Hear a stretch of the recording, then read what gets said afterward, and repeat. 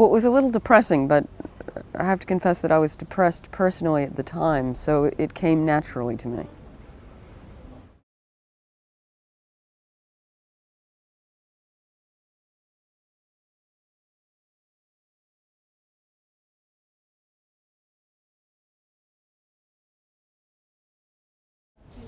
I said, "You're right." I didn't know what I was talking about. I don't have any children. I didn't at the time that I wrote this book. And in Northern Ireland, they have an expression, chancing your arm, which means trying to get away with something. And that's what I was doing. As far as I can tell, I did get away with it. I haven't had a bunch of mothers get together and sue me. It was a productive exercise to put myself in the place of a mother and try to imagine what that would be like, because I was at the time trying to decide why hadn't I had any children, and would I ever have any children. I could still have them if I wanted to. And so it was a way of analyzing what it was about becoming a mother that disturbed me, what I was afraid of. And I wasn't primarily afraid of, oh, my kid's going to grow up to be a high school killer. But I was afraid of getting bored. I was afraid of having to teach the alphabet song, you know, when my life had hitherto been quite exciting and intellectually challenging. I wasn't sure that I was up to the humility of being a mother.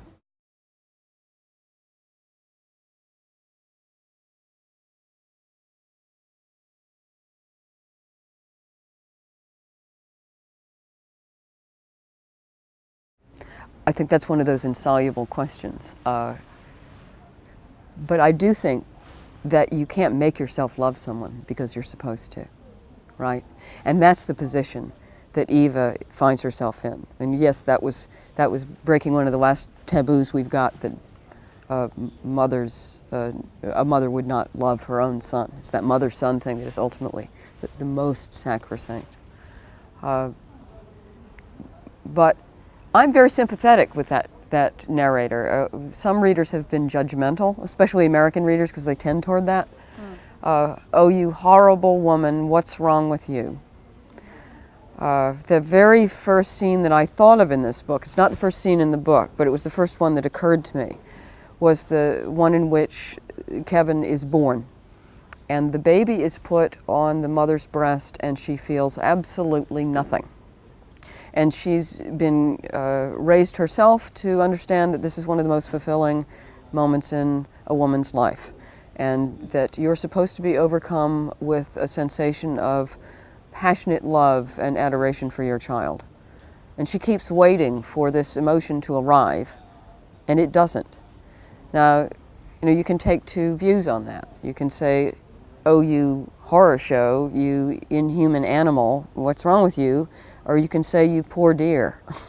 And that's my impulse. How terribly disappointing when emotions don't arrive on schedule.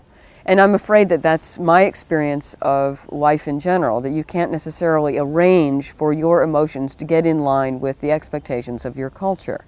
You can get married and be bored or distracted, or it might just be the day that you don't like your husband to be very much. You know, he's getting on your nerves, and that's not the way you're supposed to feel. Or maybe you go on a honeymoon and you don't have much of a sex drive. You know, there are all points at which we have prescribed emotional reactions, and then life doesn't go according to plan. I think you're better off admitting to what you really feel, and yet we're constantly getting caught between that rock and a hard place of expectation and real lived experience. And the immediate impulse usually is to cover up the real experience, to lie. And that way you get yourself into a really bad place fast. And the one thing that I will give this narrator is that she refuses to lie. In the narrative, she lies, and she pretends to be a good mother, and she tells her son that she loves him all the time in that way that you tell your kids, or you, for that matter, your parents, oh, I love you too. You know, it's completely empty. It's an atrocity, really. I have a line in my new book, my very new book, that we should probably have a law that you can only say that 3 times in your entire life. You have to use them like wishes. So you get trapped with this, this lying, but at least in the text, right, she's truthful. And I think that is why this has ended up being a bestseller, much to my surprise. I never expected it to go anywhere commercially because it's so dark. But the narrator is a woman who tells the truth about what she really feels, despite what she's supposed to feel.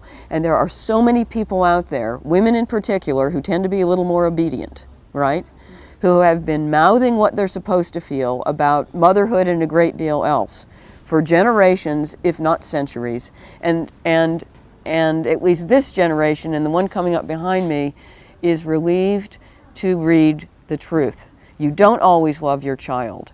Your emotions are not always going to respond to what your culture demands of them. And sometimes you're bored with motherhood. Sometimes you wish you hadn't had your own children, even if you change your mind later. And sometimes you conjure that other life, you know, that parallel universe. We're going to get into the next book, where you chose otherwise and you had your freedom, and you could do things like come to the America Festival in Paris. I don't have any kids. I can do whatever I want. And women found that a great relief. Okay.